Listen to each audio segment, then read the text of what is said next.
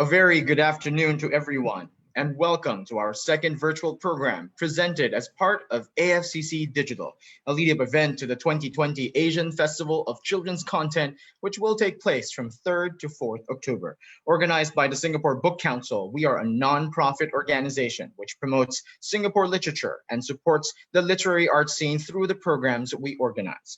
Before we begin, we would like to make some housekeeping announcements. For this session, you may use the comment section on the AFCC Facebook page to submit questions and comments. This session will be recorded and will be made available on AFCC's Facebook page and the Book Council's official YouTube channel. There will be a short Q&A with our speakers after the presentations, and we will be answering questions that have been submitted through the comment section of this live stream over the official AFCC Facebook page. Please be advised that given our time constraints and the number of speakers for the session, we are only able to entertain a limited number of questions. Without further ado, please allow me to introduce our moderator for today's roundtable on what makes a good illustration, Dr. Roda Mira Garces Baxal. Dr. Mira is an associate professor with the Special Education Department at the United Arab Emirates University, where she is currently serving, and the Special Education Master's Program Coordinator, and is in charge of the International Collaboration Initiatives for the College of Education. Prior to moving to the Middle East, she served as the program leader of the Master's and Bachelor's Program in High Ability Studies and Gifted Education at the National Institute of Education, Nanyang Technological University. She was also selected by the International Youth Library in Munich as one of their international fellows in 2016 and 2017, and served as chair of the program committee of the Writers and Illustrators track for AFCC. She has edited 5 books on Asian children's literature, which are compilations of notable presentations from the AFCC featuring the Philippines, Malaysia, China, India, and Japan. Dr. Baxal has a vibrant website on children's literature and young adult fiction at www.gatheringbooks.org, where she shares her social and emotional learning bookshelf consisting of multicultural and international picture books from all over the world. Dr. Mira, over to you, please. Thank you, Carlo. It is my privilege, it is my honor to be moderating today's session. I have really been looking forward to this panel discussion all week. I find that when things become inexplicable, I usually turn to books, children's books in particular, and really just immerse myself in its beauty and its art, which we will be talking about today. So I find it very therapeutic. So I am hoping that our audience who have decided to spend their Saturday with us will also find our discussion to be very enriching and uplifting. So on to our panelists. Let's begin with Priya Kuriyan from India. So Priya, hello. Priya is a children's book writer, illustrator, comics maker, and chronic doodler is how she describes herself, who lives and works in Bangalore. She has won recognition for her contribution to children's literature in India and has even directed educational films for Sesame Street show in India. Welcome, welcome Priya. Hello. Thank you. So the full bio of all our panelists will be available on AFCC's Facebook page, by the way. So thank you, Priya. So next we have Mira Widhayati from Indonesia. Hello, Mira. Hello, everyone. Hi. So Mira is a freelance illustrator and picture book artist, illustrator from Indonesia. She has served as the country's representative for the UNESCO workshop in Bratislava in 2015. Hello, Mira. Hello. Welcome. Thank you. Next up, we have Carolina Ballester, representing Spain and China. Carolina, hello. There you go. So Carolina works as a translator. She's also a cultural attaché. She has university degrees in Chinese and Arabic languages. And to say that she is multilingual will be an understatement. She serves as the international manager for the Shanghai International Children's Book Fair since 2013. And she's very experienced in organizing exhibitions. Hello, Carolina. Hello, everyone. Welcome. Okay. Thank you. Next up is Alfredo Santos from the Philippines. Al. Hello, Al. So Alfredo Santos is an award-winning writer and education specialist from the Philippines. He is very experienced in conducting children's book author and illustrator workshops in various countries. He serves as the publishing manager for Southeast Asia of Room to Read, an international nonprofit organization that promotes literacy and gender equality in education. Hello, Al. Hello. Mabuhay. Mabuhay. Next up, we have the Chihiro Art Museum curation team from Japan. First, let me introduce Michiko Matsukata. Hi, Michiko. Hello, Michiko. Hello. Hi. Then we also have Fomiko Uejima with her translator, Yoko Nakahira. Hi, Fumiko and Yoko. There you go. So the Chihiro Art Museum, which unfortunately I've never been to, aims to promote the artistic value of picture books, diversity of culture, and peace and happiness for the children of the world. So welcome. Welcome. Hello. Hi. Okay. Finally, we have the team from Illo Picto in Singapore, well, at least 2 out of the 3, a multidisciplinary studio specializing in building connections through storytelling, as represented by first Ben Lai. Hi, Ben. Hello. Hello, great to be here. Yeah. So Ben is a multidisciplinary designer in the toy, publishing, and entertainment industry, and is also a picture book maker. Hello, Ben. Next is Daryl Xiao, a visual storyteller who has worked with art, cultural, and educational institutions to encourage learning through the power of imagination and play. Hi, Daryl. Hello. Hello, everyone. Okay, so I think we can now begin. All our panelists have contributed their time, their energy, their resources, their expertise, their networks as well to making this year's largest Book Illustrators Gallery with 87 illustrators featured coming from 13 countries. And it's a huge success. I'm sure most of our viewers may have already viewed the astounding children's artwork displayed online through AFCC's webpage. So let me begin by asking what seems to be the most obvious question to each one of you. What makes a good illustration? What would you consider to be the hallmarks of good illustration? Let's start with Priya.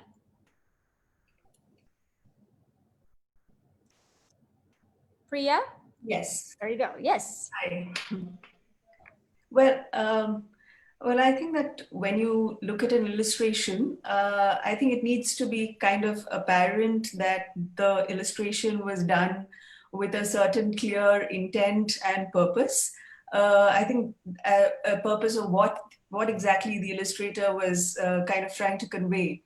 I always look out for a good sense of detailing. I think that is essential. And when I say detailing, I don't mean making intricate drawings, but choosing the right detail, the right elements to give layers of meaning to the drawing or the artwork. For example, I don't know, if your character is sort of making a cup of coffee, would it be a French press that the character uses, or is it a South Indian tumbler? So all these kind of visual cues I think, give the illustration good context and meaning. I think illustrations for books that are done well with a lot of detail and nuance and care put into it can really give you an immersive experience of the story. I also think, especially children's books illustrations, I think they should avoid using and perpetuating too many stereotypes. I think ideally an illustrator should sort of put in deep thought, research things, check his or her own biases, or what you call your default settings before sort of executing, and at the same time make the illustration, the execution look like it was spontaneous. So that the checking of one's own biases while illustrating is, I think, important. When you're very often you're working along with an author, you're working with a text. Ideally, I think the image should not sort of repeat exactly what the text is saying. It should add meaning to the text. As an illustrator, you're sort of an equal partner with the writer. So you are also a storyteller in that sense. And of course, then apart from all this, there are the very basic ideas of, good composition, a good sense of color, and also character design. Again, going back to you're keeping in mind, not using too many stereotypes. And yes, I think all these things are definitely important when you're creating a good illustration. Or yeah.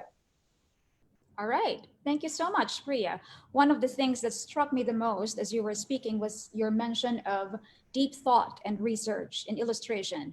I think most book enthusiasts tend to think of that only in relation to the author, but not so much the illustrator. So I think this is an important point to really make. Okay, so next up we have Mira. Thank you. Thank you, Priya. So Mira from Indonesia. Hello. Well, listening to Priya's answer, I completely agree, because at its core, illustration is, I think, another visual medium to convey an information, and that information can be an emotion, it can be a story, it can be an idea.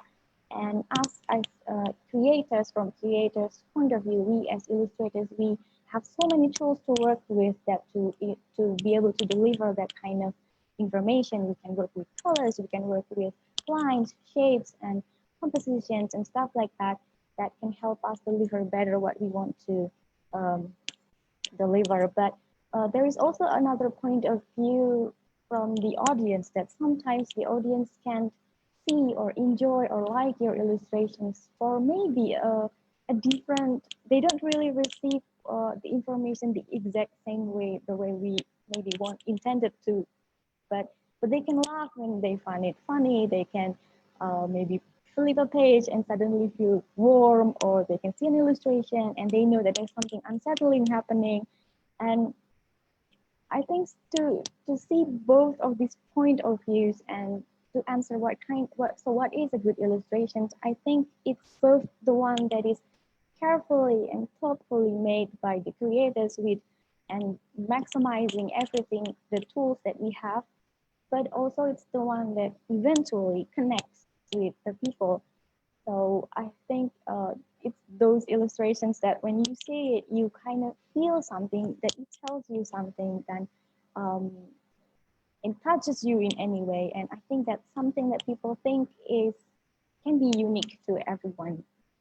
I think that's my take on it. Great. Thank you so much, Mira. I think I really value what you said about that connection that is formed between the reader and the picture book maker. So it's that sense of like building a community through reading and through books. Yeah. Thank you so much for that. Okay. So up next we have Carolina. Hello. Yes. So I'm the first non-picture creator to talk about the topic, and I'm going to talk as a picture consumer. For me, the two keywords to value a good illustration are imagination and curiosity. Illustrations are always put in relation to a text or a concept or an emotion, a feeling, like Priya and Mira said previously. And when I see a picture, I want it to take me beyond what is said simply. I like pictures that have different levels of reading, and that trigger immediately in me the need to see more. Like seeing one picture wants to make me go to the full book and see what is actually happening. I like details to take me beyond the text or beyond the name of a poster, if we're talking about a poster illustration, because today we're focusing on books, but we also have children's illustrations that are applied to other media like magazines or program promotion, whatever. So I think this is very interesting, that it has to have this level of depth that wants to make you see more and that will make children want see more as well. And that this is how children connect to the book. Another thing that struck me when I started working in this field is that many of whom we consider the best illustrators in the world see themselves as pretty poor artists. And that's sometimes how they define themselves, like, oh, I'm not a good drawer. And actually, this is true. It doesn't take a lot of like artistic abilities to be a good illustrator. But the two keys are honesty, like really, do your work and convey your message in the most honest and in the most honest way, and be able to connect very, very, very straightly and directly with the viewer. I think this is very important. That's all. Yeah. Thank you so much, Carolina. So I think it's that level of authenticity in the art and in the storytelling as depicted visually that you have highlighted as well, and the imagination, appealing to the imagination and curiosity of children. Yeah. Okay. All right. So moving on, we have Alfredo. What are your thoughts about this? What makes a good illustration? Interesting to hear Carolina and Priya and Mira. I think we share the same, very same thoughts.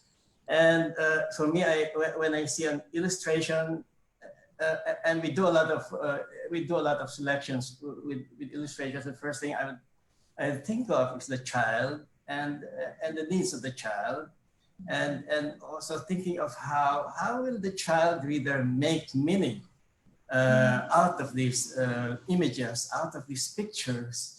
And in that sense, I think that illustrating is really the illustrator and the child, doing a very intricate game or a very intricate play, and each side trying to create meaning, and then finding that kind of connection between the pictures and the reader and the creator. So that element is always important to me. The process of the child making meaning out of the images, and the illustrator creating images that will empower the child, because I think many, especially in this times, children will look at books as not only a source of enjoyment, but also a source of comfort, and those two elements, enjoyment and comfort, are I think powerful emotions, and it's the magic of the illustrator that will render life to those ideas, to those concepts. Yeah. Thank you so much, Al. I think Al has touched on the essence of what I was trying to convey earlier about the therapeutic aspect of art and picture books in particular. So that sense of being empowered by seeing themselves represented perhaps in the books that they read, and they have that sense of identification, right, with the characters in the stories they're reading. So thank you so much, Al. Yeah. Okay, so up next we have Fomiko. Fumiko from Japan. Okay. Fumiko and Yoko. 失礼します。イラストレーションの良い悪いっていうのは時代や文化の文脈から生まれてくる相対的な価値でして一概には言いにくいかなと思います。Okay. We believe that it is very hard to define a good illustration from a bad one, because such value is often dependent on the times that we live in or the cultures that we have. So it is really difficult to say what is good and bad. ただ、絵本のイラストレーションで大切なのは見る人の心に届くっていうことだと思います。But in terms of illustrations for picture books, we could say that an important element of a good illustration is that it should be a piece of art that would stir the soul of the reader. 絵は画家の感性や生き方がそのまま現れるものだと思います。An illustration reflects the artist's sensibility and his or her life itself. 見る人の心に届く絵っていうのは、画家自身のうちに豊かな世界があるということが大事だと考えています。Therefore, it is very important that the artist himself or herself has the rich or substantial world inside to create something that would resonate with the audience's mind. 短かったですかね。So this is our idea about the good illustration. That is so beautiful and so profound as well. Yeah, the idea of the artist's sensibility and something that is within the artist from which he or she draws from in order to create something that will resonate with the reader. Yeah, so that is really beautiful. We often hear about authors saying, write what you know. I think what you are saying here is that you draw or create who you are, basically. そうですね。 Yes, that's what exactly Fumiko was saying. Yes. Thank you so much. Okay, so next we go to Ben and Daryl. So I think we begin with Ben first. There's so many wonderful and beautiful points that's been mentioned. I'll try not to repeat those.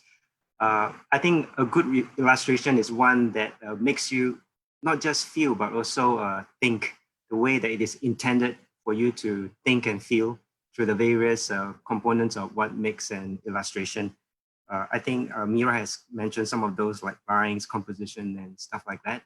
I think a good illustration is also able to transport you to a space or a moment and to be able to have a sense of the setting that the illustrator wants you to experience. A good illustration should also be able to put you in the shoes of a character that allows you to feel what he is thinking. I think a good illustration is also able to inspire you to think about the things that the illustrator wants you to think about, or even just to provoke you into expanding your thinking. And I think the things that the illustrator wants you to experience and the journey that he wants you to go through, if that is achieved, regardless of how simple and complex the illustration is, it can be a good illustration. Sometimes that's why I think the illustrators, they might say, oh, you know, I can't really draw. I just draw a very simple drawing. But I think what most important is, as long as the illustrator put his heart and soul and in delivering the core of the story within his illustration, and if the reader can sense that, I think that's a good illustration. I think another possibility of how to define a good illustration is, especially in the context of picture book, it's you put yourself in the shoes of the child and put your shoes, or maybe a teacher, or even put yourself in the shoes of a parent. So you try to think of the various possibilities of how this book can be experienced and how this book can be used to convey a message. So when you consider the various touch points of how this book can be experienced, you will design the composition, the way of experiencing it within the confine of a physical book format, the various possibilities of what the story can be. I think sometimes we think of picture books as just being a narrative journey where we just experience a story. But I think picture books can also be a journey of fun. For example, it could just be pictures about colors and just telling the kids what to do. And through that, he understands more about colors. So just to push the boundary of picture books can not just be narrative, but it can just be an experiential thing, just to prove a point, just to trigger you to think about something. So in a nutshell, I think as long as the illustration is able to achieve the heart and soul of what the intentional illustrator wants, be it simple or complex, it can be a good illustration. Wonderful. Thank you so much, Ben. I think you've added something of significance to the discussion so far. You were the only one who mentioned about, challenging the reader. Often we forget, we always look at meaning, right? And the emotions, but you have introduced fun, the entertainment aspect of it, which could also bring about knowledge, yeah? And critical thinking, yeah, among children. Okay, so Daryl. Thank you, Ben. Hi, everyone. So I think I'd like to share a little bit from my role as an educator and as a designer also. So when we're thinking about illustration and, there's always all these categorizations between drawing, illustration, and art. But one thing I feel that's very distinct about an illustration is that it has to convey a message, that you're very, very intentional about how you want to communicate a certain thing. So I think bringing in certain elements like what has been mentioned before, we talk about, how do you use the tools that enable you to create the best, that conveys your message the best. So you can actually assess it, I believe, on a very kind of objective point of view. Does it really show what you want to show? Does it convey what you want to tell? Whether it's the film, the story, a certain message, or even, occasionally lessons. And I think the next point I want to share was also the idea of context. So how do you put all these elements? Previously Priya mentioned, what kind of details do you want to include? I think it changes the way you read a story. And one thing that we always do, and as Illo Picto, so we've got 3 of us with Paula in the audience also. So we always talk about how do you feature certain details that enable you to tell a story that let's say if we're doing a Singaporean story, that Singaporeans will understand because they spot the little details, but at the same time, it's still universal. The themes, the content, everyone knows about it. It doesn't have to ride on just the little details, but that it takes all these kind of things that come together that enable you to fully understand, fully appreciate what's going on. And I guess, so at the end of it, I always think that these 2 ideas of context and communication, so they feed upon each other, they build on each other, and it allows you to really kind of just make sense and, just from different points of view, as a kid, as a parent, as an educator, as just any reader who appreciates it. We're all going to have our own version of the story, and we're all going to interpret it a different way. And I think that's especially when it gets so rich, different people understand different things of this wonderful piece of work. Thank you. Thank you so much, Daryl. So from what I hear from you, there has to be that element of specificity, right, in the details that would make one identify and recognize something from their own reality, from their own fields of experience. Yet at the same time, there's also the universal aspect of it, where everyone could somehow connect to the image and the storytelling too. So thank you so much, Daryl. So you all have very, very extensive and quite a diverse set of experiences when it comes to children's book illustration. And in your role as curators for the Book Illustrators Gallery, clearly there is a science, right? And an art to doing curation in terms of discerning what could be meaningful and also beautiful, I suppose, right? Content that you would like to feature. And you have also contributed for the Book Illustrators Gallery. I think right now we are very, very keen to find out exactly what is your process in selecting the illustrations for this year's Book Illustrators Gallery. What were some of your considerations? Do you have any specific criteria maybe in your selection of the art? This process of discernment is what I think most of our viewers would like to really find out more about. So let's begin with Priya. What was your process like?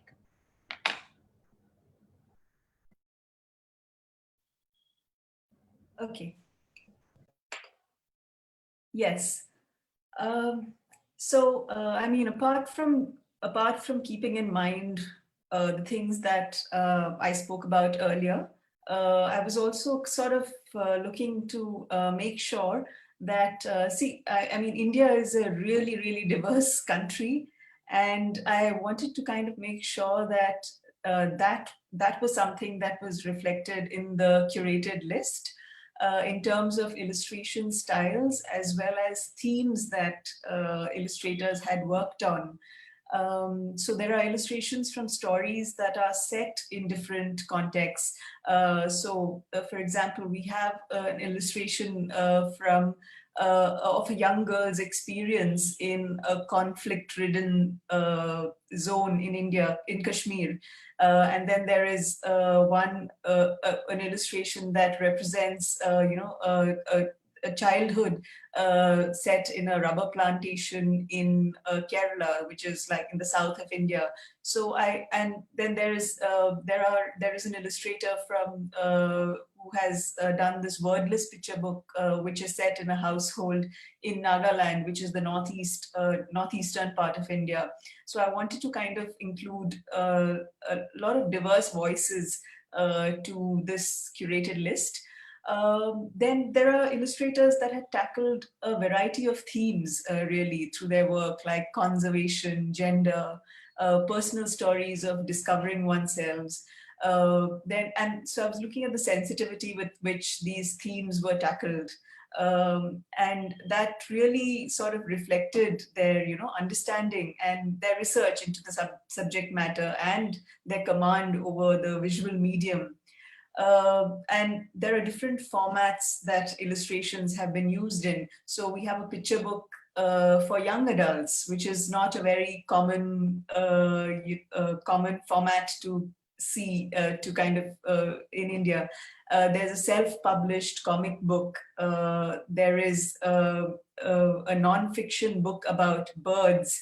There's also a non-fiction historical book, which is completely illustrated. So there's also something from the epics. So I wanted, to repeat myself, a diverse set of illustrations.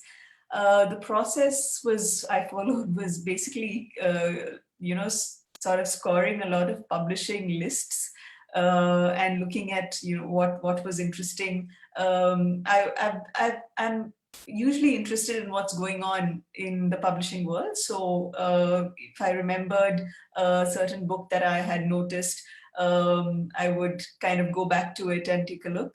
I must give a shout out to, I have a neighborhood children's bookstore where I spent a lot of time, trying to, if I remember a book, it's called Lightroom. Since I'm giving a shout out to it, it's really useful to have something like that because I use it as a library at times where I just go and spend time there. It's very well stocked with latest Indian children's books.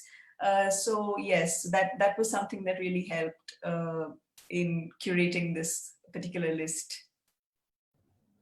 Thank you so much, Priya. So from what I can hear, there's the context, the representation of the diversity of the very rich culture of India. You wanted to make sure that it was well represented in the curation. And there's also the sensitivity of some of the themes that are featured in the content of the images. So thank you so much for that. Mira? Hello.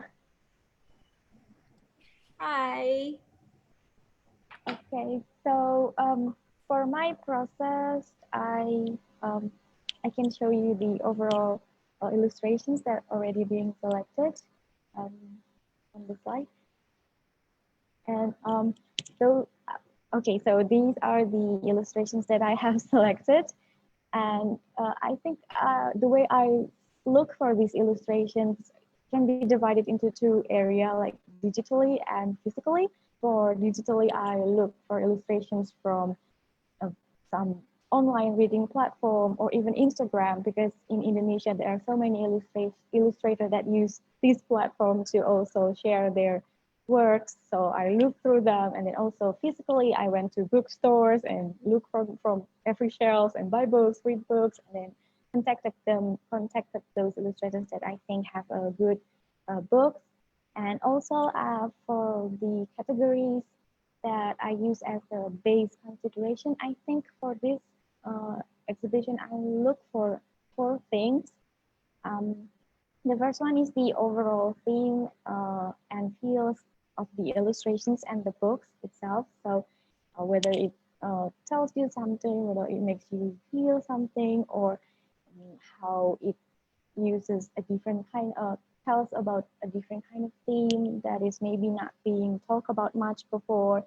And also if it has any uniqueness in it, like maybe the format of the book. One of the illustrations that I collected is actually in a zine format. So it's being published in a compilation of zines.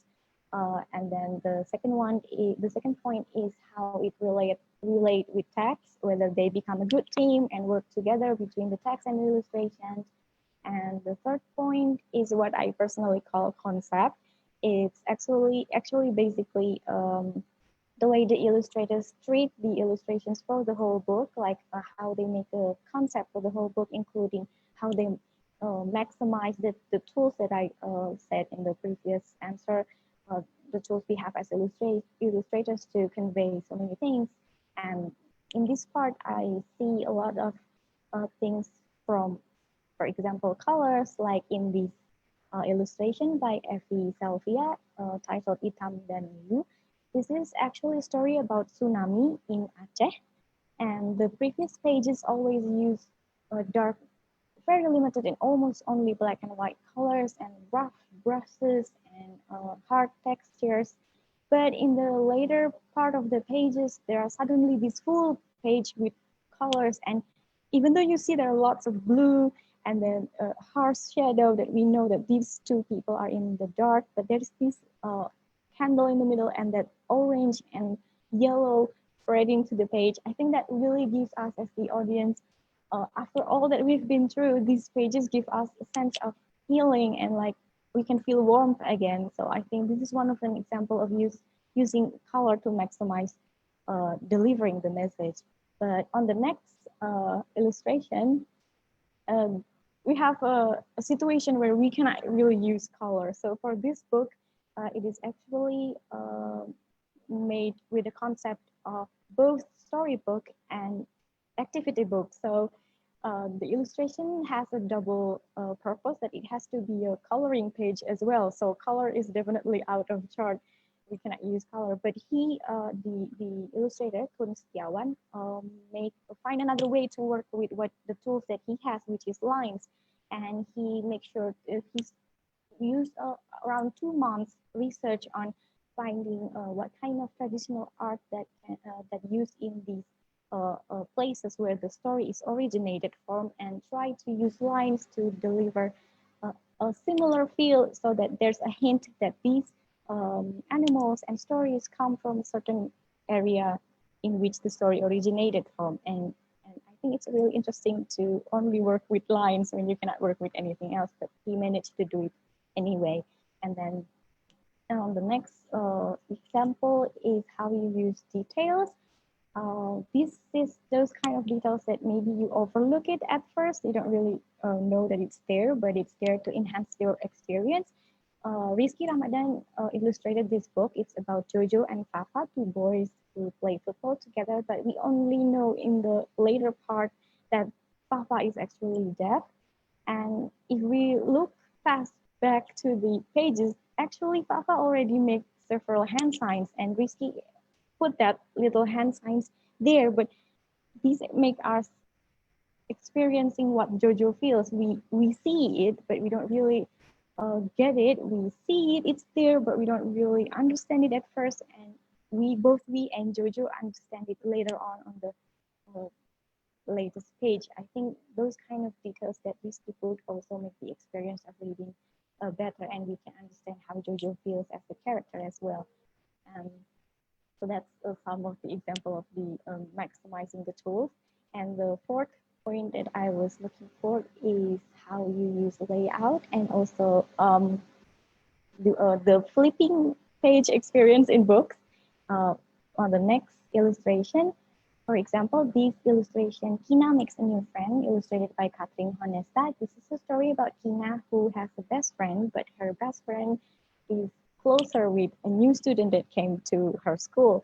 And I think it's interesting how Catherine makes that Kina is always on the right side of the page, and the two friends is always on the left side of the page. And as you flip the page, it's telling day by day, Kina is drawn to be closer and closer to the audience. She draws Kina getting bigger, as if day by day, by you flipping the page, you see that Kina is getting further from her two friends and getting closer to us, to the audience. So I think that's also one of the ways that she uses the medium of the flipping book to enhance the experience as well. And the last example is next from Nabila Adani. What's interesting about this is how Nabila uses white space and how she layouts the illustration. There is a sun in the middle, and sometimes we use sun to also tell times. But in this illustration, Nabila put the sun in the middle and then blank white. So it's almost as if the time stops, and these two girls trying to catch dragonflies and having a fun time. Seems like these two lost in time because of the black white space. And I think those are one of the things that we as illustrators can use to maximize the tools that we have to deliver different kinds of meaning and nuance to it. So those are some of example of those things that I look for in these illustrations. Thank you so much, Mira. That was very comprehensive and very rich as well, from the theme, the feel of the book, to the uniqueness, to the concept, to lines, details, and colors. I think you've also introduced the unexpected, the idea of something unexpected in the visual narrative, which surprises the reader. So yeah, thank you so much. Thank you, Mira. So next we have Carolina. All right. Yep. China produces a very, very big number of children's books every year, but somehow you may know that Chinese publishing, Chinese books, and Chinese artists are promoted through channels that are very Chinese. Very few Chinese companies or artists, authors will be on Facebook or Instagram or have a website with an English version.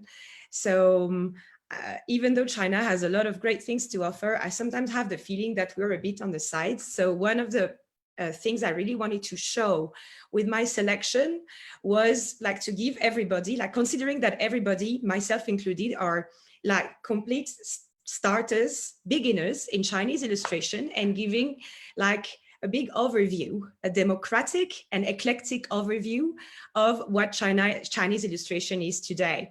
So the first, I started thinking with illustrators and artists I've been working in the past, or I've been promoting their books at the book fair, stuff like that. And I've decided to mix already well-recognized, well-established illustrators with younger talents. So for example, I included Zhou Xiang, who's already a multi-awarded illustrator. You can go to the next slide. And Xiong Liang, who was finalist 2 years ago in the Hans Christian Andersen Award for Illustration, was the first Chinese illustrator to be so, and they're translated everywhere. I mixed them with illustrators that I call the rising stars. Let's say they're in their 30s. They're starting to have international recognition, maybe a few books published abroad, but they're like, their popularity is really growing in China. So the first generation is the one who inspired these rising stars. This is the case of Huimi, who was distinguished in Bratislava a few years ago. Next, please.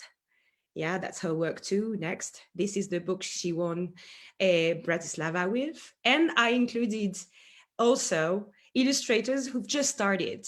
Dingni, for example, this is the cover of her first picture book. It was published just a few months ago. And the next example, this is a bad slide, but never mind. With Lu Lili, also published her first book a few months ago, and they're starting to get recognition at Chinese level. So I thought it was very good for all those illustrators to be together and to have like a democratic selection where everybody, like different generations, would actually have a space to share. Another thing I've wanted to highlight in my selection with at least a few of the illustrations, and if we can move to the next step, I will thank Caroline and Erlis. This is Lu Lili. Next, yeah. One of the things that really fascinates me in Chinese contemporary illustration is the way how so many illustrators are respectful of the long and rich Chinese graphic tradition. Like it's millenary, it's influenced a lot of other Asian graphic traditions, we know that. It's very rich in sculpture, painting, engraving, and even in printing techniques. And many illustrators still drink from that. They use it, but they're getting to a next level where they actually manage to make this tradition, which is an opportunity and a burden at the same time, and make it something very proper. In the former slide, you could see that the technique that is used by Xiong Liang is ink. He defines himself as an ink artist. He was trained as a classical ink artist, but you will see that the composition and the movement on the right side is completely different. It's much more vivid. It's got something inherently contemporary. And I like this mix of like how to use and actually enhance your visual tradition, adding it something completely fresh, completely new, witty, and very contemporary that will talk to children today. Same with the crane. Next, please. That's the same. Cranes are very common animals in Chinese classical painting, but come on, look at this crane. It's incredibly funny. You've never seen a crane like this. I like this mix. I like this contrast, and this is something I've wanted to highlight. Next, please. Same here, talking about tradition. This appeals to Chinese naive art, folk art, even outsider art. It's a very young artist who did that. And somehow looking at the details, I could find elements that were not from Chinese tradition. I think there are Latin American naive art influences in this illustration, and I've enjoyed the way she's been mixing different worlds to make such a colorful illustration. And if you look at the details, you will be surprised. There are some things that are really come from outside of Asia. Next, please. Yes. Another thing I've wanted to highlight, and I think we have to value, is, and I'll get back to what Ben and Daryl were saying earlier, humor. I think this is something that illustration in all countries where children's books are somehow emerging and looking for their own voice. I think at the beginning, everybody has sinned and tried to be too serious. And we never have to forget that we are addressing children. And this humor and tenderness is something we're starting to see more widespreadly in Chinese illustration. And I thought this had to be recognized in my selection. This book is about tea culture, but the background is a very funny story. It's an adventure between a little girl and a tiger. And you can see how the character building, you can't help smiling when you see that. And I think that was something that had to be shown in the selection. Can I have the next picture, please? Yeah, and the next one. Yeah, same for Huang Li's book, Grandma's Horses. It's extremely funny, and you can see I think you can see that you don't need more details. Can I have the next one? Yeah, I thought we live in very dark times, difficult times, and we have to smile and laugh. Next. Actually, yeah, I'll have to end with a slightly darker touch. Thinking about the themes of the books that were published in China recently, and it's hard to have a big picture because of the quantity of book that is published, and also because I'm not talking to you from China right now. I've been outside of China for 8 months, and it's so easy to lose track of what is happening.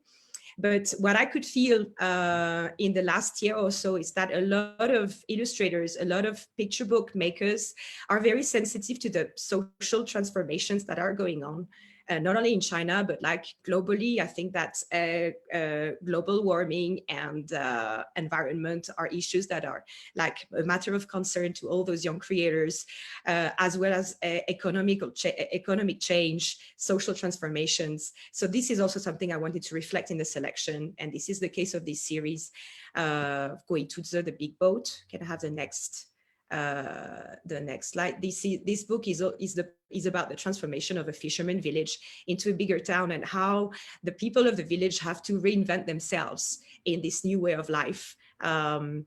It looks dark like this, but I really encourage you to see the whole book because it's brilliant, and the ending is happy and very optimistic. Can I have the next slide? And same for Chenxi. She's fascinated by architecture. And the book where the illustration I selected comes from also depicts the evolution of a Chinese village and of an old neighborhood, and how it is destroyed to be turned into a more modern area of town. And urbanization drags a lot of social consequences in China, and I think that was something that needed to be shown. Can I have the two next slides, and I will be done. Yeah, you see just those chairs. They are, I mean, look at them. It's a timeline of Chinese urban history. If you've been to China, and I'm sure it's true in other Asian countries, people like to sit on the streets, and there will be chairs like on the sidewalk, and people will gather at night and just talk. And you see the different designs of the chairs. It's just the pass of time, which is like depicted in such a minimalistic illustration. I love this one. That's all. Thank you so much, Carolina. Yeah, very rich as well. And a shout out to the AFCC team for updating Carolina's caption to China and Spain. They have just done that now. So I think Carolina has touched on the challenge of doing curation, especially if you have like so many artists to choose from. And I think the strategy that you used was to make it a little more democratic and eclectic by blending the old and the classic and the contemporary ones and what would resonate with today's children. Thank you so much, Carolina. So we go now to Alfredo. What was your process like in doing your curation? So similar thoughts that have been shared already. Very first for me is context.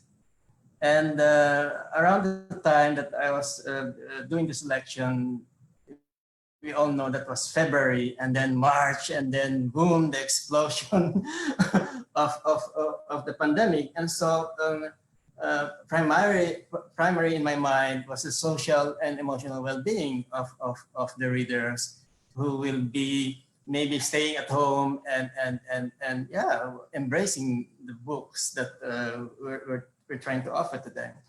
And there's really a strong tradition in the Philippines of children's books responding to the times. For example, there's a Darna House, and a Darna House from the very beginning.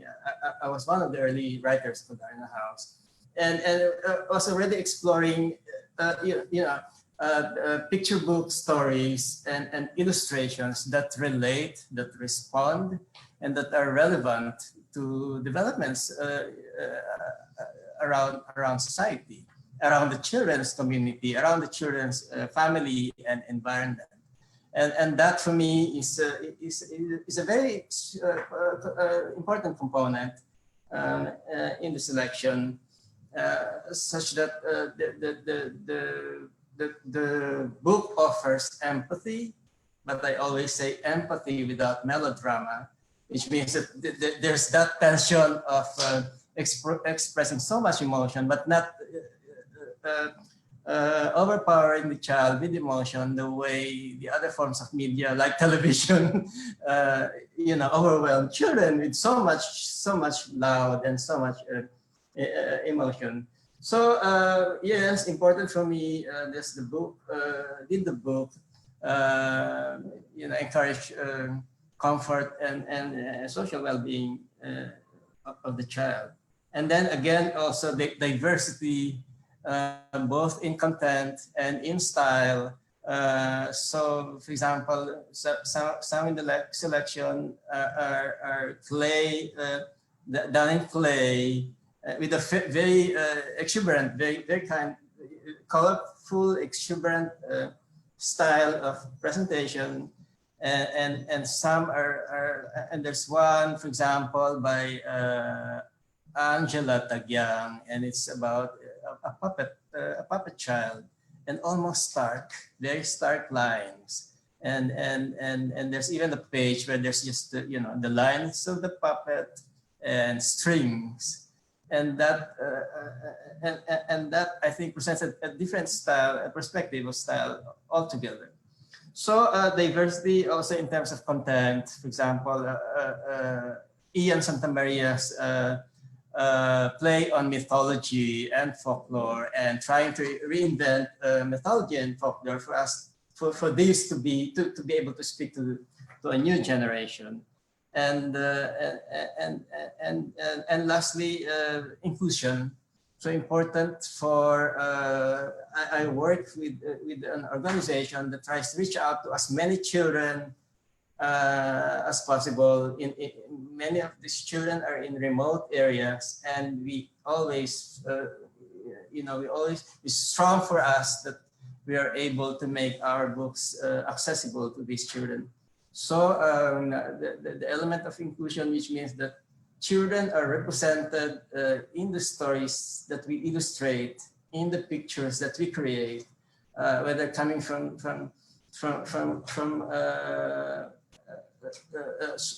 the lower economic strata of the community, or with certain disabilities and certain minority situations. Those I think are also important considerations for me in selecting the books for the big gallery. And I invite the viewers, please take a look at the Philippine selection in the gallery. Yeah, thank you. Thank you so much, Al. I think what you have mentioned about the social and emotional well-being of the children who will be looking at the gallery as an important criteria for you in your selection, I think is really very meaningful. That sense of comfort that they will be able to derive from looking at art that they can resonate with is extremely essential, especially with what's going on. What Al has mentioned also reminded me that the International Youth Library in Munich, which is reputed to be the largest international library in the world for children's literature, they're also collecting a series of self-portraits from children. They're doing their own curation and collection of submissions from children themselves. I think at the moment they have 900 submissions coming from 42 countries. So that's also worth looking at. So thank you so much, Alfredo, for reminding me of that. Okay, so moving forward, we have Michiko. What was your process of selection like? Okay, I think some of the things I'm going to say may overlap with what Mira, Alfredo, Carolina, Priya said, but we are four curators from Chihiro Art Museum, so I'm representing them by thinking back what was the process of the selection for BIG or BIG. And we didn't have any clear points before starting the selection. We were discussing and we had a long list of over 100 picture books, and we each looked at them and came together and did a vote and then made a discussion. And so we had to make the last number into 10 and no more. So it was a little bit difficult, but when we look back at the process, what was in our mind? Here are some points. Does the work show a synergetic relation with the illustration and the text? Or does the work give a sense of inventiveness, newness in terms of story, development of the scenes and the form? And also does the work, the illustration express the time we live now and tell us about an important theme or subject? And also, like Carolina said about the democracy, we also try to show the variety of not only artistic expression, but also the age of the artist, to show the richness of illustrators from Japan. So in order to give some idea what illustrations we chose, I'm going to show you now 4 from the 10 selected with slides. Okay, so this is the first illustration. It's titled White and Black by Chiki Kikuchi, and this is the front cover, which you won't see on the gallery, so only you can see it now. Okay, the next illustration, please. Aha, okay, here you can see the cat and dog playing together and see the theme of the joy of life being shown. And also here you notice the lines where the artist uses, which is a little bit like relaxed and a brushstroke, which is very unique to him, and it's very difficult for others to imitate such lines, I think. And this is the first illustration. Okay, let's go on to the next one. Thank you. This unique picture book is titled, I Wish They Would All Trip and Fall by Shinsuke Yoshitake. And it tells about the girl's feeling. You see in the middle, at the top, she has such a strange face because she has several people she hates and she wishes they would all trip and fall. So the next slide, please. And this is like a little bit portrayed like comic, and with this unique illustration and also the text, which is not here, the author shows different ideas what to do with such negative feelings without denying it or being too educational. Here in this illustration, you see grown-ups walking in the streets with these strange purple creatures or ghosts, and this is supposed to be the bad, nasty feeling, negative feeling, which is stuck onto us. And the girl you see there on the bottom right, she also has these negative feelings here, and she reflects that, oh, even adults have these negative feelings. So she tries to think what to do with them in a different aspect, and the picture book deals in a very unique manner, a little bit even philosophical. And this author, the illustrator, is quite popular now, and I noticed this book is very read, and I checked 10 libraries and they were all out of the shelf, so people were borrowing it, and it shows that people want to know about these subjects now. Okay, the third one. Thank you. This is the front cover of a book called I Can Go Anywhere Today by Ryoji Arai. And it tells about a start of a new day filled with joy, hope, and possibilities. And the next slide, please. Okay, thank you. And it's expressed through the boy here in the middle and his horse on which he is riding. And the picture book, or the picture here too, at first glance looks a little bit naive, but when you look at it very carefully, you see the very layers of colors he put on with great intention, and they almost give out like a glow shining. And it seemed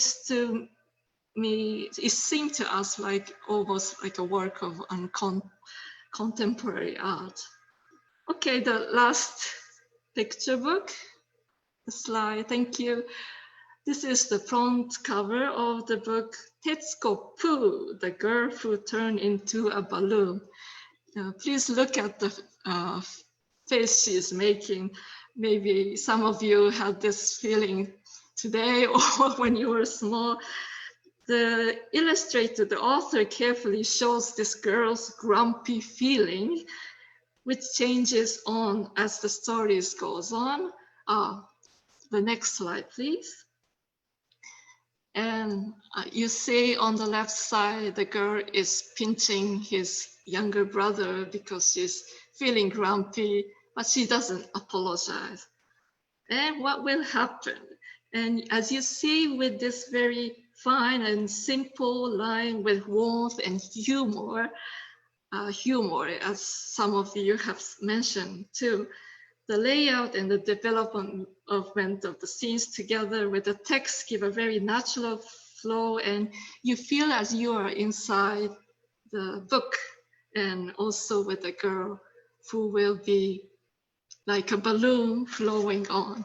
So I gave you only a few examples, but I hope you have a chance to look into the BIG and enjoy the rest of the illustrations. Okay, thank you. Thank you so much, Michiko. What I really love about these kinds of discussion is that my to be read stack, my TBR stack, has now just exploded considerably. Thank you so much, Michiko, for introducing us to so many artists and illustrators, some of whom are quite familiar to me. So Shinsuke Yoshitake, I have also read his The Boring Book. Also quite fun. And of course, Naomi, congratulations on her new book, Naomi Kojima. Yeah, thank you so much, Michiko. Okay, now moving forward to Ben and Daryl. What's your process of curation like? I'll start off with the selection process, and then I'll pass it on to Daryl on the selection criteria. So for the selection process, how we started it is we try to identify the books that are sort of published within 2019 and 2020. So that is actually a given parameter that is given to us, that we have to select books that's published during this period of time, and the work has to be published. So within that, we just went out to kind of find as many as we can within this time period, 2019 and 2020. And then we select some of our favorites, and then we put them all together. And then we start to kind of enjoy the process. We just talk about why we love the books that we like. And then from the books that we have all shared, then we kind of further narrow down to 10 options.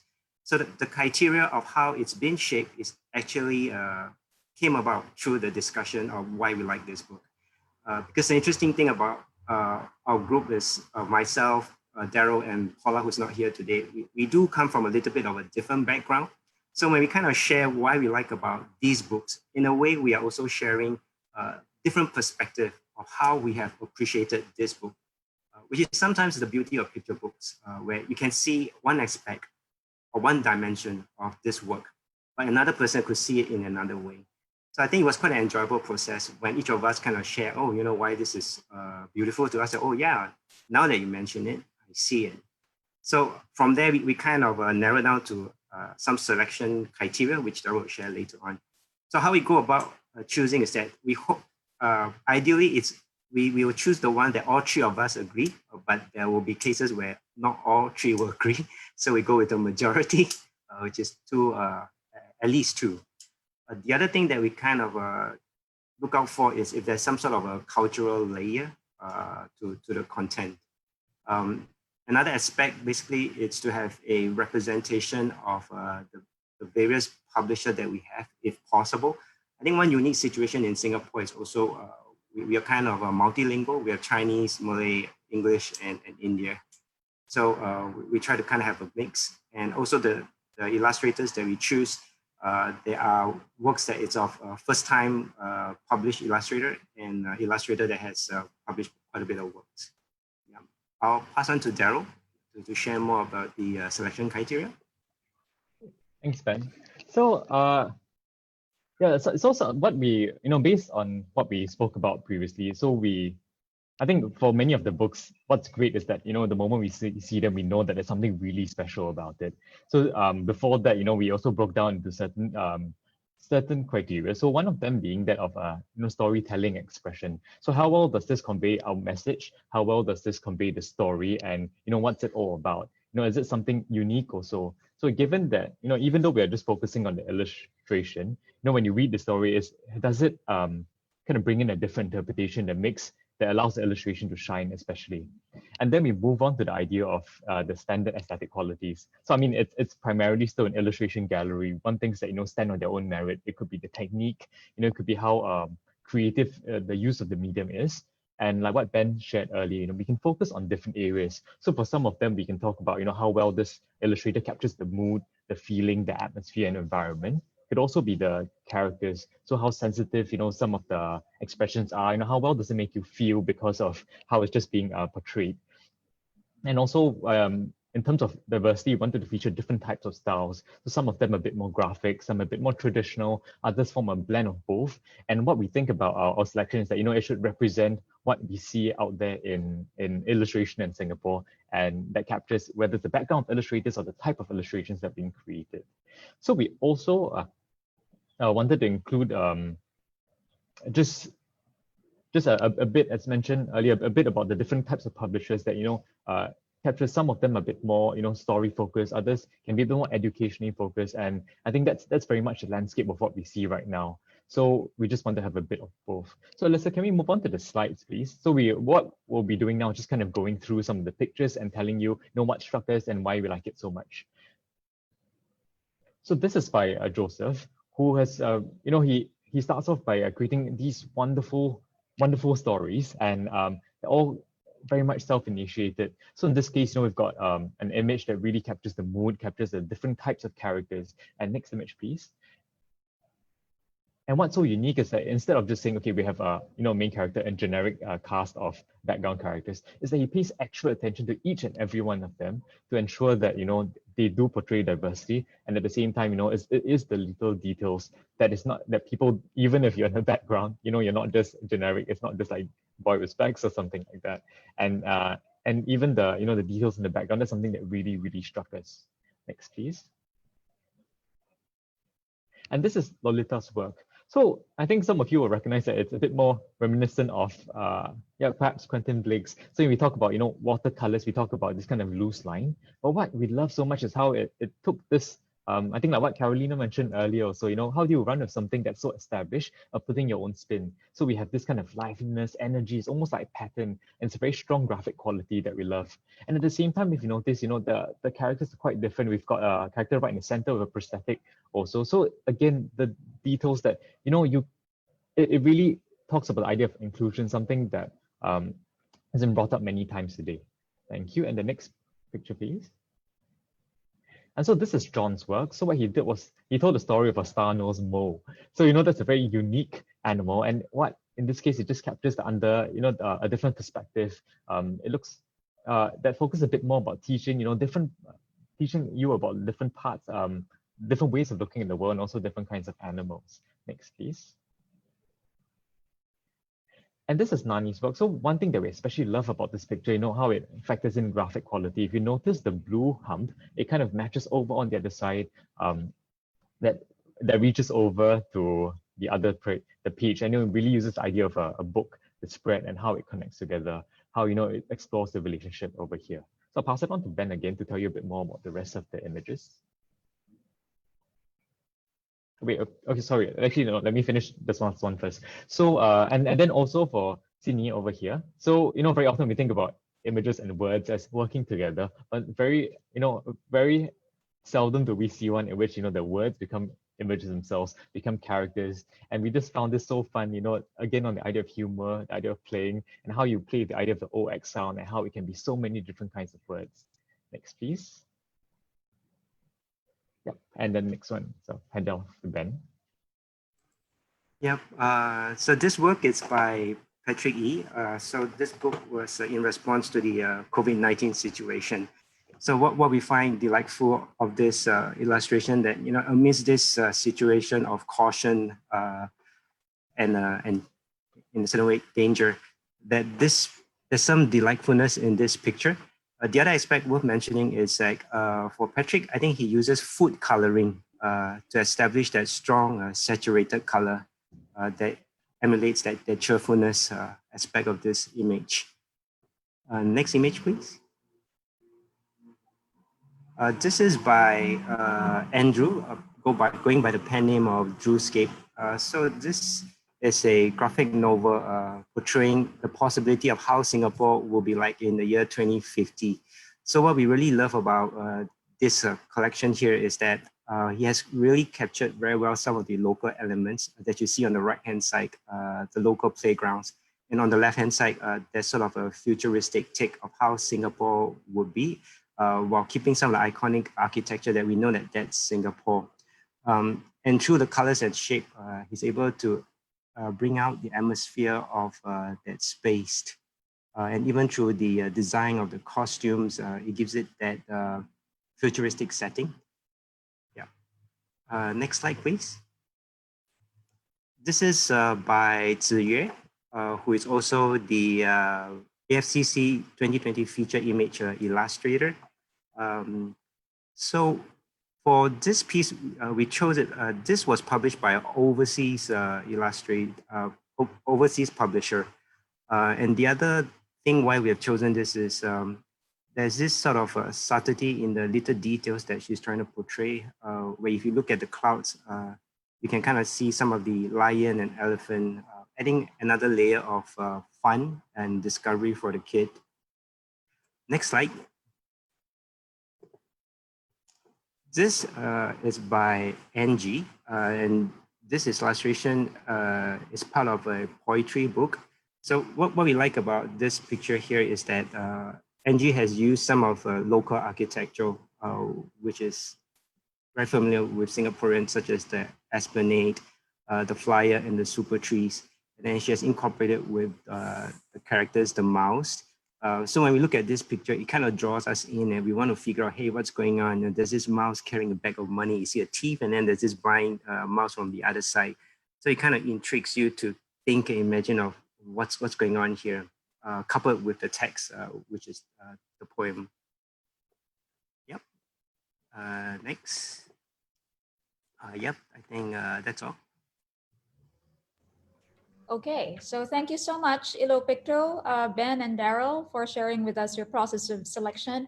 I think just to remind everyone, we only have 14 minutes left and we do have one last question. So we may need to speed up our sharing for question number 3, if we wish to have a few minutes for Q&A at the very least.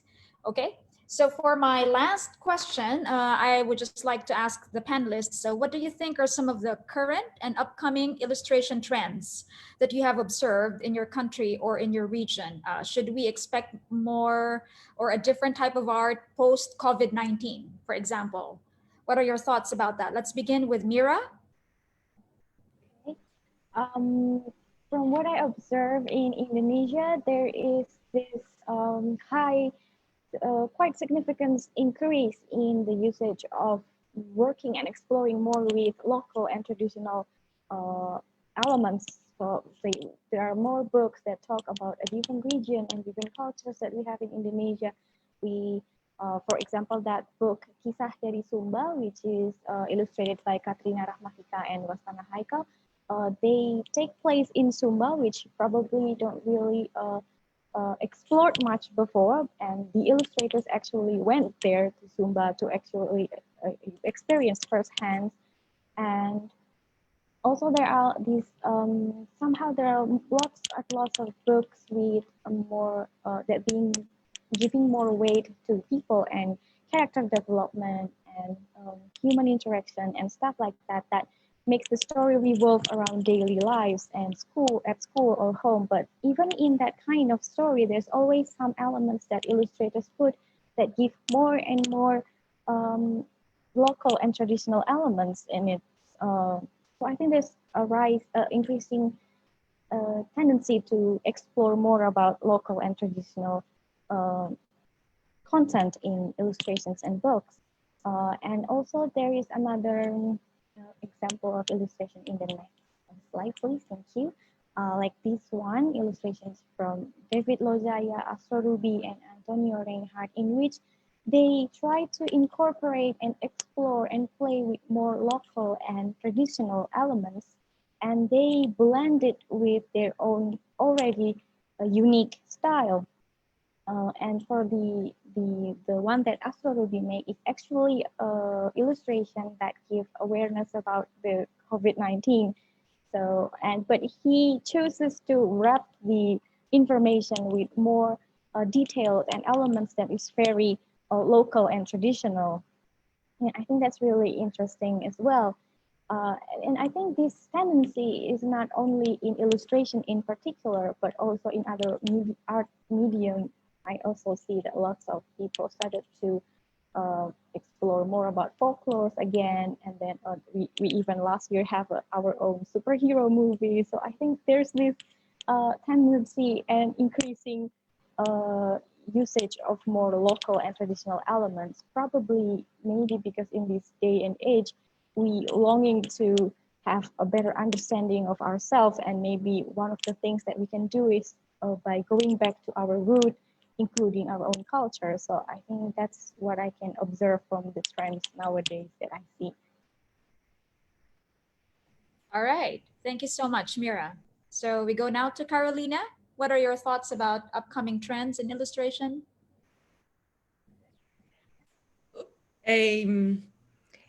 it's very difficult to talk about trends in such a big country as China. So what I did is going through the 2 last catalogs of our illustration competition at the Shanghai International Children's Book Fair, the Golden Pinwheel Young Illustrators Competition, and see what our Chinese artists had sent. Because usually when we talk about trends, we talk about publishing trends, we look from the publisher's perspective and from what the market is offering. And I thought it would be interesting to look at things through what the illustrators want to offer as a proposal for potential books. In our competition, the illustrations you send can be published or unpublished. And one of the goals of the competition is that the proposals that are selected and shortlisted and are in the catalog and our online gallery end up being published.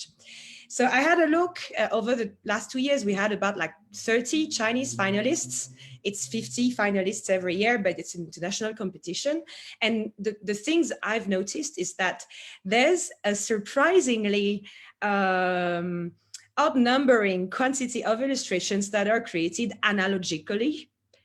There are very few like purely digital proposals. And this is surprising in a country where like the digital aspect of life is absolutely everywhere. We pay with our mobile phones.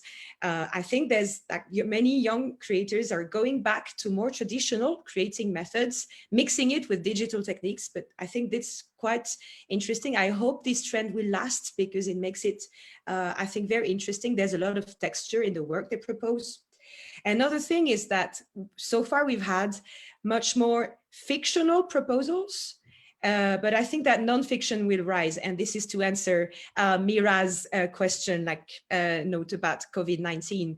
I see a growing number of things about environmental protection, and it's pretty sure that we'll have also a lot about a sanitary issue, how to live, how to behave, like how to be socially responsible about the sanitary crisis. There's still lots of folk tales, and I think that in most of the Chinese illustrations we receive, there's still a very local element, and I think that our young illustrators are like striving to find a balance between what is local and global.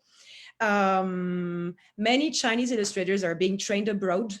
They're going to the UK, to the United States, to France, and to Italy to be trained as illustrators. There are not so many training schools in China yet, or at least not enough for the number of people who want to become illustrators.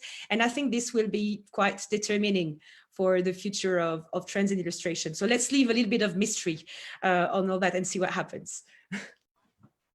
Thank you so much, Carolina. I'm so glad that the entire session is being recorded because I will have a chance to go back to some of your slides and maybe hunt down some of those authors and illustrators. I'm really very intrigued by them. Yeah. There is I will share on the comments the link to the website, and we have an online gallery with the 3 last editions, so you can have a thorough look, even like nicely presented, better than my slide.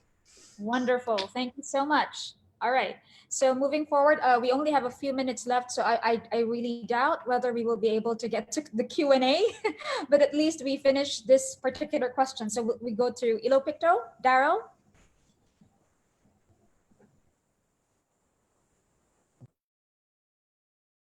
So Daryl, you will have to unmute. There. Oh yes, sorry. Yeah, we just focus on one of the points. I skipped to the next, please.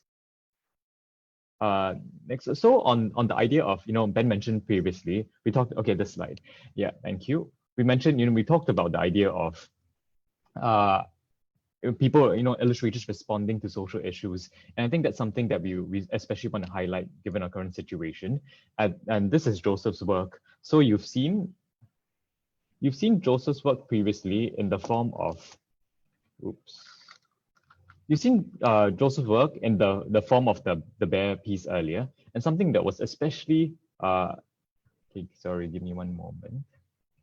Okay, it's that, in a country like Singapore where we are working very practically, and I think much of the work, is done digitally just because of how practical it is as a method of working. It really heartens all of us when we see illustrators just responding. They find an issue, they want to talk about certain things, and this is what Joseph created. So I'm a healthcare hero. His work has been shared all around the world, and it really shares the the other side, the challenges the healthcare heroes face in this time right now. And if I move on to the next slide,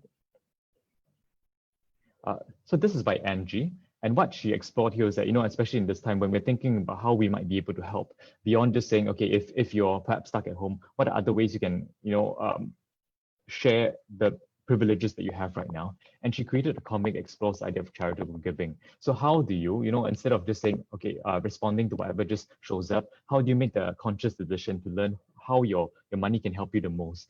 And I think, we are seeing this trend of people just really responding to it and using this medium because, when you can't meet face to face, we need to respond very quickly. Comics, illustrations, these are the best way to get it out across social media, things that catch people's attention, that really, gets you to think about it. And we feel that this is something that we really have to highlight about what's going on right now. Thank you. Ben, do you want to add anything else now? Yeah, sure. So we just want to bring about a point here. So these trends are what we are observing that's happening within the illustrators in Singapore.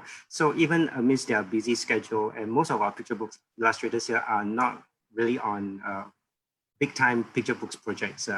It's probably sort of their part-time gig, but they always have this space to kind of express themselves. I think in terms of publishing, there might be new innovative ways where we can collect this important, I would say, worth noting works and compile them into some form of digital publication instead. Yeah. So next slide. Okay, I'll just sum it up on this main slide then due to the lack of time. Yeah, so some of the other thing that we kind of realize is that there's always opportunity for us to delve into to create stories based off inspiration that build our national identity. After all, Singapore is still quite a young nation. So there's definitely a growing awareness and concern that we want to feature more of this kind of story. So the other thing that I'd like to mention also is that most of the illustrators here in Singapore, they have very diverse style. So if you look at NG, the one where we have the mouse playing in the architectural environment, and then the one that she did on Instagram where, how you can do different charity giving, it's totally different kind of style. So I think it's out of practical commercial viability reasons that the illustrators here are all very talented in coming up with different styles. So we're definitely not at a stage where our illustration could go into fine art gallery. But what I find worth noting is that the illustrators here are really finding ways to innovate within the constraints that we have. And you look at the illustrations that we have, it's mainly digital, not so much traditional.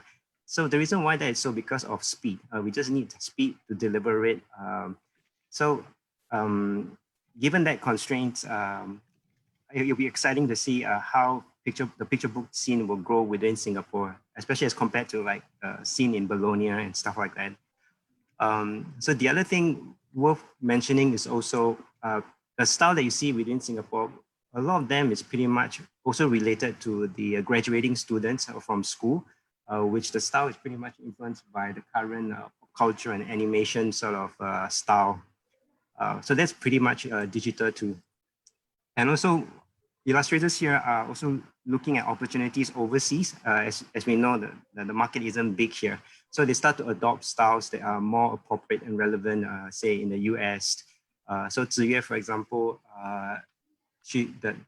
the featured image illustrator, we saw that her works are mainly with publishers that are overseas now. So the trend that we're seeing is that we are sort of like a melting pot where we are kind of growing in terms of the kind of style that we see globally, but at the same time, we have to kind of work fast. Yeah, that's not such a bad thing. Let's see how this will lead us. I think what is good is for perhaps publisher to be also innovative and how you can sort of leverage on new ways of publishing or new content. That's all from us, given a time constraint. Okay, so I think we will be running a little bit over time, like for 5 minutes. So just so we can finish this particular question, and I believe that we will continue running this even if we will not be streaming it any longer, just for you to answer some of the questions that the audience have already written down. So let's go to Fomiko. I think Fomiko also has a few things to share with us for this third question. ちょっと違うこ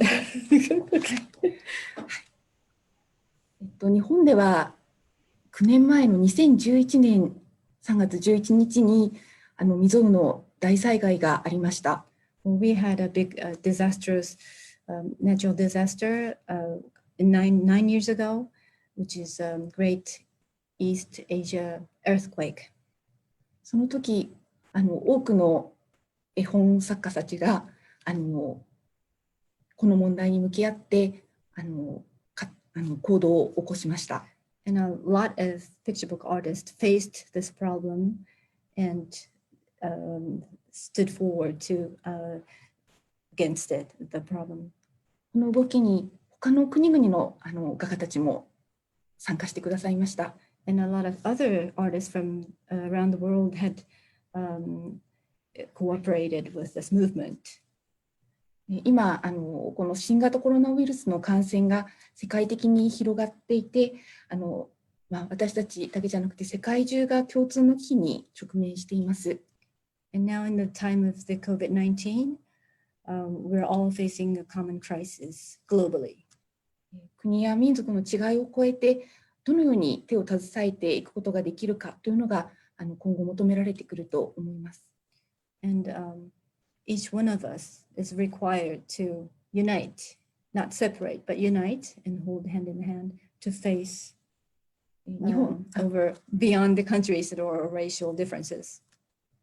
日本だけでなく世界の多くの絵本作家たちがこの問いに向き合って大きな答えを求めていくことになるだろうなというふうに考えています。So what we think is not only picture book artists in Japan, but throughout the world, they are to determine to face this issue of COVID-19 and are to express their answers through their creation. That will be the upcoming thing that would happen in the picture book field, we think. All right. Thank you so much. So Priya, would you like to say anything? We have 3 minutes left, I think. Yeah. Priya? Yes. So, I mean, in terms of trends, I mean, like a lot of the other curators mentioned, I think the picture book world in India and the children's book community in general is, I think, also reacting to things that are happening around the world. So just before the whole COVID-19 thing, this whole confusion kind of was upon us. There were also a lot of pro-democracy protests in India. So you could see a lot of, publishing, the publishing world sort of reacting to that. So there were a lot of books that sort of, a few books, which spoke about our history, the Constitution, and the books that sort of asserted the value of our diversity. And so you could see a lot of those books coming out. With the COVID crisis, there have been there are a number of ebooks that have been sort of brought out during the COVID e-picture books, which are more accessible to, you don't have to really, and they were put out as free books that people could access, children could access. So that is something that they were surprisingly put together really fast. Within months of the COVID crisis, there were new picture books out which were dealing with the subject of this. I think in general, a lot of stories that reflect the lived realities of people in India without really exoticizing the culture. That is something that I think people are giving value to. And just like Meera said, there are more local stories and stories set in smaller towns, which is reflected across picture books. If you see, even Bollywood films have been doing this now, I think, for a while. There are a lot of illustrated biographies coming out. So nonfiction is especially biographies of women, strong women. So I mean, I think feminism is something that is dealt with at different levels in, depending on whether it's a picture book or a book for young adults. That's some of the strong themes that have been coming out. And I think people are recognizing the value of illustrations for nonfiction books in India. In terms of techniques, because I think a lot of young illustrators are tending to use more digital techniques rather than the analog methods of illustration, I mean, they're using tools like Procreate, which give you kind of brushes that, which give effects that are close to what an analog render would look like. Though personally, I really prefer, the work. There's something really raw and something really nice about mistakes that one can see in, it makes, I think these mistakes in the illustration, or not necessarily mistakes, they humanize the illustration more. There is a personal touch to analog illustrations, which I think there are a few illustrators who still do that, which I really like. Thank you so much, Priya. So I will skip Al first for the meanwhile, because we are now running out of time, and then I will have to turn it over to Carlo just for him to wrap up the entire live streaming discussion. So Carlo, on to you now. Thank you very much, Dr. Myra, and to all of our speakers. We have now come to the end of today's session. Just a quick reminder that the Book Illustrators Gallery is up on the AFCC website under public programs. Please log on to www.afcc.com.sg/BIG to view the galleries featuring close to 200 illustrations by 87 artists from around the world. Also, as an independent charity with IPC status, the Singapore Book Council relies heavily on individual donations to help us promote a diverse, multilingual Singapore literature. Please donate to us so that we can organize more events like this, especially during these challenging times.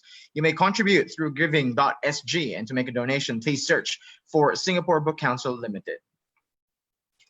We would like to thank everyone for joining us today and hope that this has been a fruitful session for you. Please feel free to scan the QR code on your screen to give us your feedback about the session.